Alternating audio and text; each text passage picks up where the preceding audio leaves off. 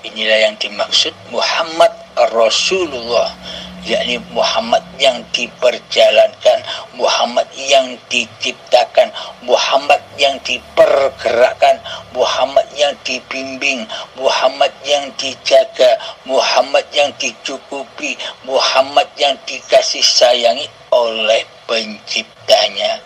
Alhamdulillahirabbil alamin.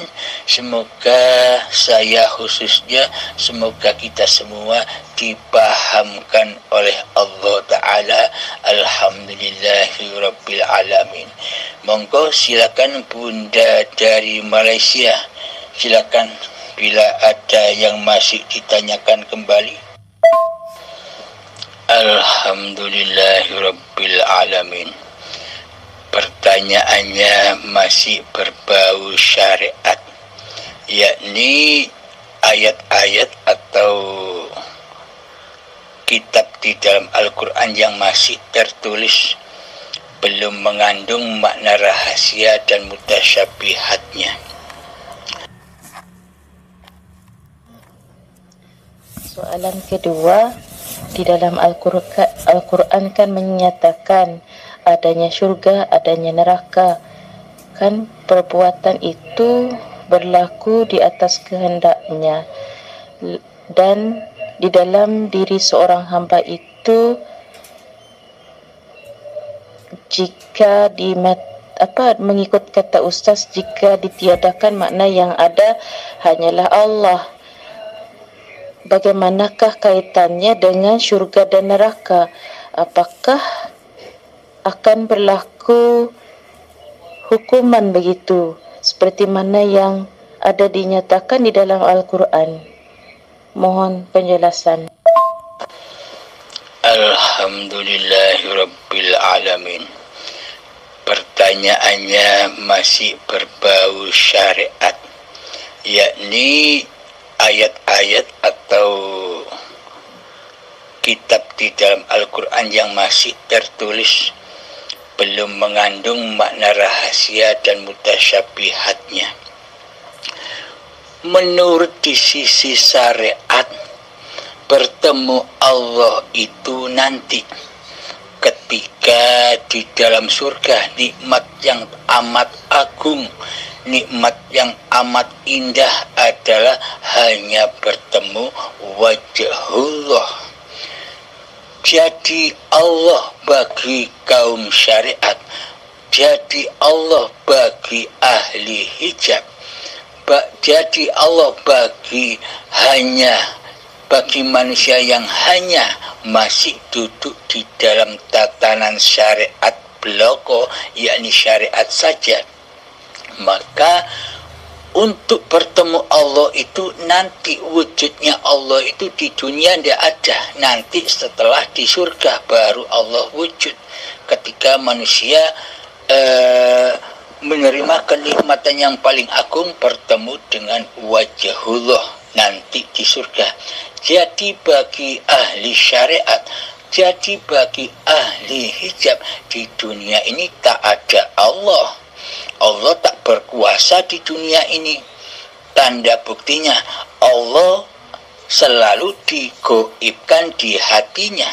Allah selalu ditiadakan di hatinya. Yang jadi Allah, yang jadi Tuhan, yang jadi penguasa di dalam dunia ini bagi ahli syariat, bagi ahli hijab yang hatinya masih buta, yang jadi Tuhan, yang jadi Allah, yang jadi penguasa di dalam hatinya adalah hawa nafsunya sendiri, hanya dirinya sendiri selama ini.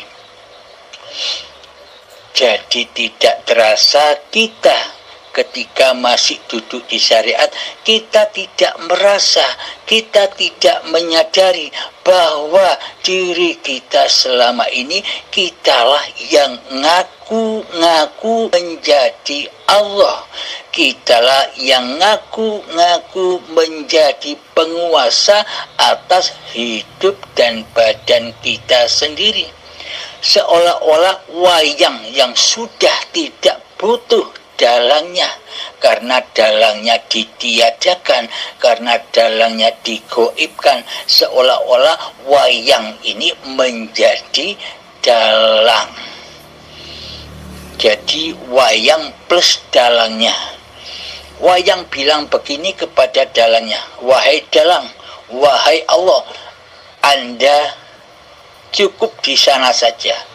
Saksikanlah saya bisa bergerak sendiri tanpa Anda, saya bisa hidup sendiri tanpa Anda, saya bisa berkuasa sendiri tanpa Anda, saya bisa sholat sendiri tanpa Anda, saya bisa beribadah sendiri tanpa Anda, saya bisa makan sendiri tanpa Anda, saya bisa minum sendiri tanpa Anda, saya bisa mandi sendiri tanpa Anda, saya bisa bekerja sendiri tanpa Anda, saya bisa bernapas sendiri tanpa Anda, saya bisa naik motor sendiri tanpa Anda, dan sebagainya.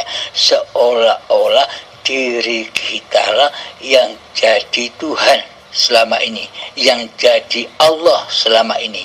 Coba hayati dan tafakuri. Bila benar pernyataan ini, maka mohon ampunlah kepada Allah, karena dosa yang terbesar dan yang paling besar, hati mensekutukan Allah dengan diri kita. Jadi amal sebanyak apapun, ibadah sebanyak apapun, ilmu syariat setinggi apapun, semuanya akan menjadi racun di dalam hati kita tanpa kita bertuhan, karena yang mentuhani selama ini adalah diri kita sendiri. Kenapa semua amal ibadah dan sholat serta ilmu itu akan menjadi racun? Karena tidak kita persembahkan kepada Allah, melainkan kita persembahkan untuk diri kita sendiri. Walhasil terbukti di dalam seluruh sholat dan ibadah kita, di dalamnya diperintah bertemu Allah, diperintah mengabdi kepada Allah di alam lillahi ta'ala, tapi proses, tapi aplikasi hati kita selama ini masih linafsi, milikku hamba, kuasaku hamba, hidupku hamba. Padahal Allah berfirman di dalam doa iftitah, inna sholati wa nusuki wa mahyaya wa mamati lillahi rabbil alamin. Sesungguhnya sholatku, sesungguhnya ibadah-ibadahku, dan sesungguhnya hidup dan matiku hanyalah milik Allah. Berarti jika milik Allah, berarti manusianya kan tidak ada. Tidak ada perannya sedikit pun di atas dunia ini. Bila hidup itu Allah, bila hidup itu milik Allah. Apa peran manusia di dunia ini? Di dunia ini tugas manusia, peran manusia hanyalah untuk menyaksikan Allah, bahwa hidup ini Allah ketika sudah fana, ketika sudah adam diri kemanusiaannya. Kita kembali kepada pertanyaan Bunda. Menurut ahli hijab, menurut mayoritas manusia, bertemu Allah itu ada urutannya.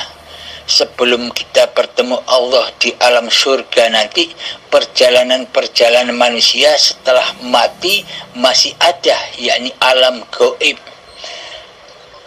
Kapan alam-alam itu mulai terjadi?